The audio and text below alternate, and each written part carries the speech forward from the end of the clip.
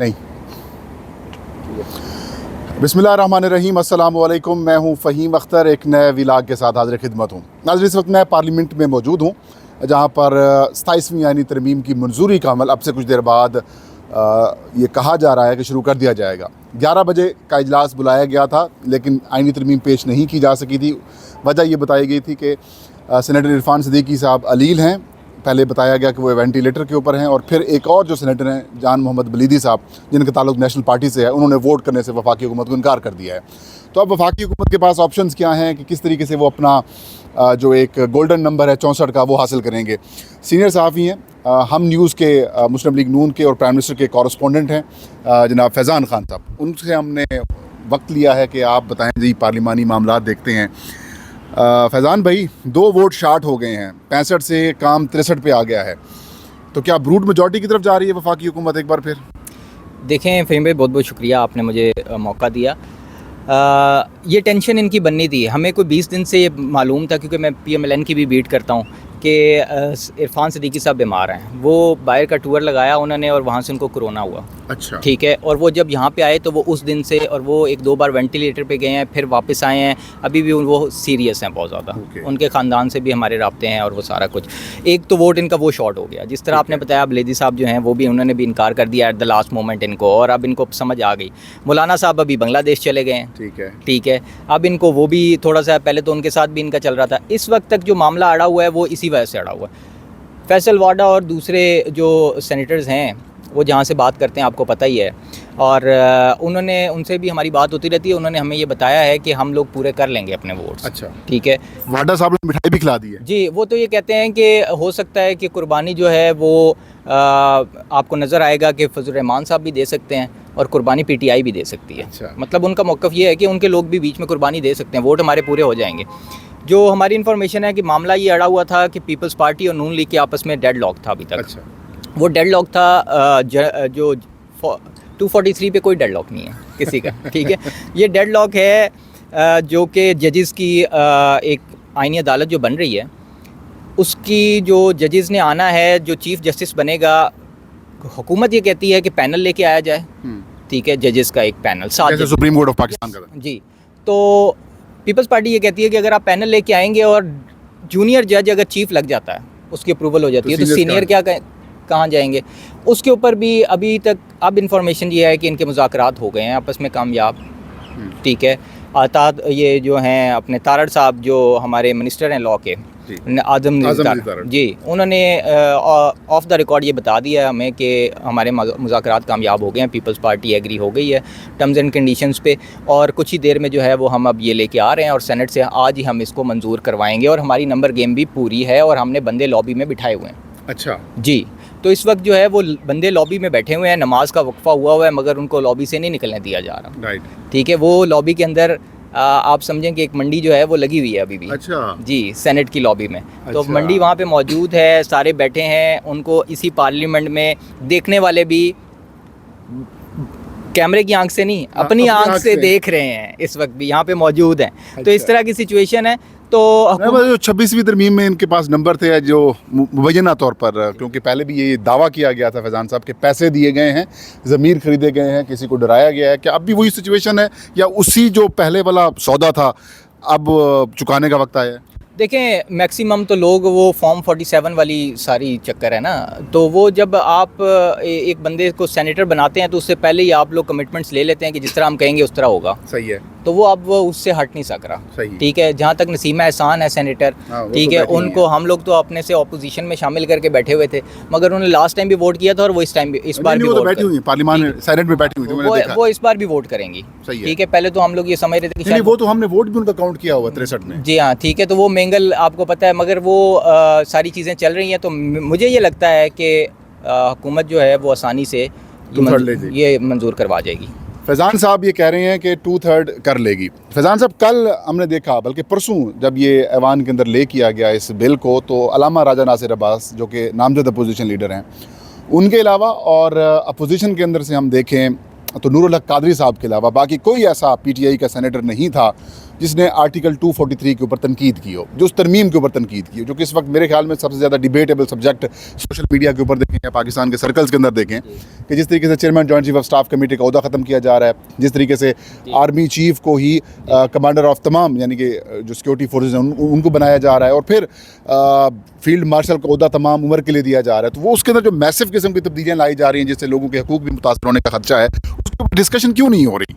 देखें, उसके ऊपर डिस्कशन हट के हो रही है।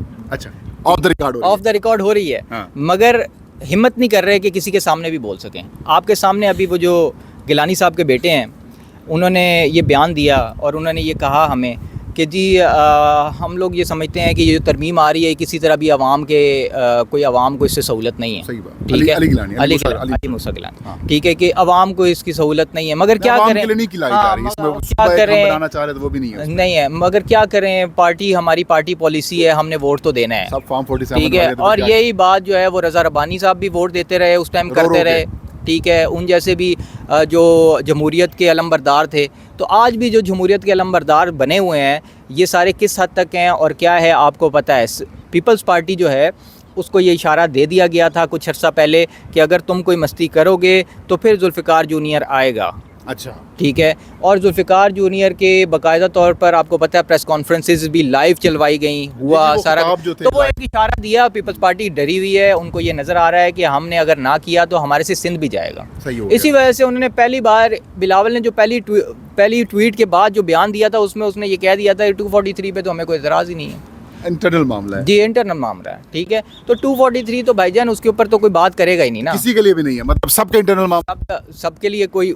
देखें, पीटीआई जो है वो भी इस वक्त यही चाह रही है कि हमने अगर उनसे मुज़ाकरात ही करने हैं और हमने उनसे ही मामला ठीक करने हैं, तो हमने अब मज़ीद उनसे लड़ाई उस तरह नहीं लड़नी, ठीक है। हमने कहीं ना कहीं जाके उनसे अब मामला सेटल करने हैं, ठीक है। उनको ये लगता है कि शायद हम यहाँ पे वोट करें या ना करें, मगर अगर हम इसके ऊपर तनकीद नहीं करेंगे तो हमारे मामलात किसी न किसी तरह इस मामले पे सेटल हो जाएंगे उनके साथ। पाकिस्तान तहरीक इंसाफ के जो, बल्कि यूँ कहें कि इमरान खान साहब के जो नामज़द अपोजिशन लीडर हैं महमूद खान अचकज़ई साहब और अल्लामा राजा नासिर अब्बास साहब, इन दोनों ने गुज़श्ता रोज़ एक बयान जारी किया और इसमें उन्होंने ये कहा कि जो मौजूदा आइनी तरमीम है इसका रास्ता रोकने के लिए एहतजाज करेंगे। 8:30 बजे का वक्त दिया गया था और ये कहा गया था कि सब लोग बाहर निकलेंगे और ये कहेंगे ऐसे दस्तूर को, सुबह बेनूर को मैं नहीं मानता, मैं नहीं जानता। तो ये इससे बेहतर नहीं था कि दिल में बुरा महसूस करते और गालियाँ देते?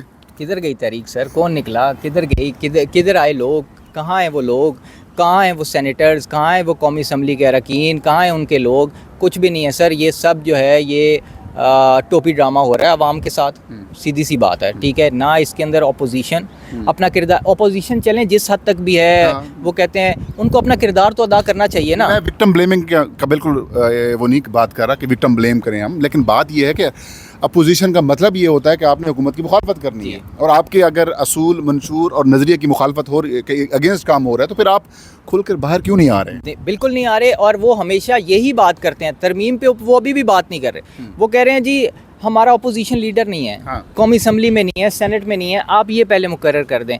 वो अपने अपोजिशन लीडर के पीछे लगे हुए हैं अभी तक, हाँ। वो इसके ऊपर बात ही नहीं कर रहे तरमीम के ऊपर। यार आप तरमीम के ऊपर बात करें, आप खुल के सामने आए, अवाम आपके साथ है, सही है, ठीक है। आप ये दावा करते हैं अवाम आपके साथ, वो आगे से कहते हैं कि नहीं जिस तरीके से TLP और 26 नवंबर वाले दिन किया वैसे दोबारा करेंगे।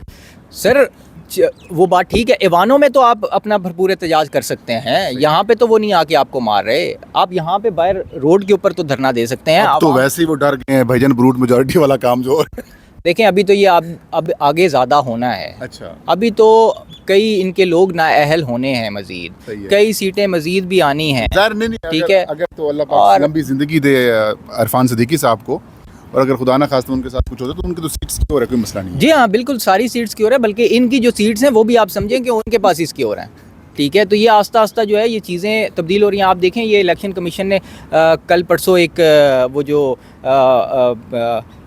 मुकाबले के बगैर ही NA 66 है साहब के भाई वाला, बिल्कुल देखा ना आपने कि किस तरह उसका अभी कुछ देर पहले शाकिर अब्बासी से मेरी गपशप हो रही थी। शाकिर अब्बासी साहब फरमाते हैं कि अता तारड़ से मेरी बात हुई तो वो फरमा रहे थे कि अभी कुछ देर बाद ना वो जो उनके भाई हैं, फारूक तारण जी। समथिंग नाम है, जी, जी। वो आके ना हलफ उठाएंगे। फिर मैंने उनसे सवाल किया, मैंने कहा नोटिफिकेशन हो गया है? कहते जी वो हो जाएगा। फिर मैंने कहा खुर्रम ज़ीशान को तो 15 दिन हो गए हैं उसके इलेक्शन को मुकम्मल हुए, उसके इलेक्शन एक्सपेंसेस भी जमा कराए हो, लेकिन अभी तक उनका नोटिफिकेशन नहीं हुआ कि वो वोट उठा सकें। तो ये नून लीग के लिए अलहदा है, सब के लिए अलहदा, मतलब PTI के लिए अलहदा। सर नोटिफिकेशन जहाँ से आना है उन्होंने करना है, तो फिर वहाँ से होना है। इलेक्शन कमीशन की क्या मजाल है? इलेक्शन कमीशन की क्या मजाल है। तो नाज़रीन, ये थी सिचुएशन, ये थे मामलात कि इस वक्त पार्लियामान में चल के आ रहा है। 64 का गोल्डन नंबर चाहिए सेनेट ऑफ पाकिस्तान में। 3:30 बजे के बाद इजलास शुरू होगा। हमें याद है 26वीं आईनी तरमीम के वक्त वो पहला मरला तय हुआ था या बात हुई थी, उस वक्त मौलाना फजलुर रहमान ने मुखालफत की थी, जिसकी वजह से 1 महीना और कुछ दिन डिले हुआ था, लेकिन फिर दोबारा अटैम्प्ट की गई थी। क्या नई तरमीम के लिए भी यही अटैम्प्ट की जा रही है? फैज़ान साहब ये कह रहे हैं कि नहीं, बंदे मौजूद हैं, लॉबी है 3rd 4th या 4th या 3rd फ्लोर के ऊपर, वहाँ पर वो लोग बैठे हुए हैं जिन्होंने वोट करना है। ज़ाहिर है अरेंजमेंट तो उन्होंने पूरी की हुई होती है कि मेक शिफ्ट अरेंजमेंट नहीं, बल्कि पक्की अरेंजमेंट होती है। अगर तो ब्रूट मेजॉरिटी के तहत नहीं आते तो बहरहाल देखते हैं क्या बनता है। एक्स्ट्राज में भी डाले हुए हैं। अच्छा, एक्स्ट्राज में भी हैं जी, वो इजाफी रन्स में भी जी, बंदे रखे हुए बिल्कुल हैं। देखते हैं जी फैज़ान साहब की खबर के ऊपर क्या निकलता है। मुझे इजाज़त दीजिए। अल्लाह हम सबका हामी नासिर हो।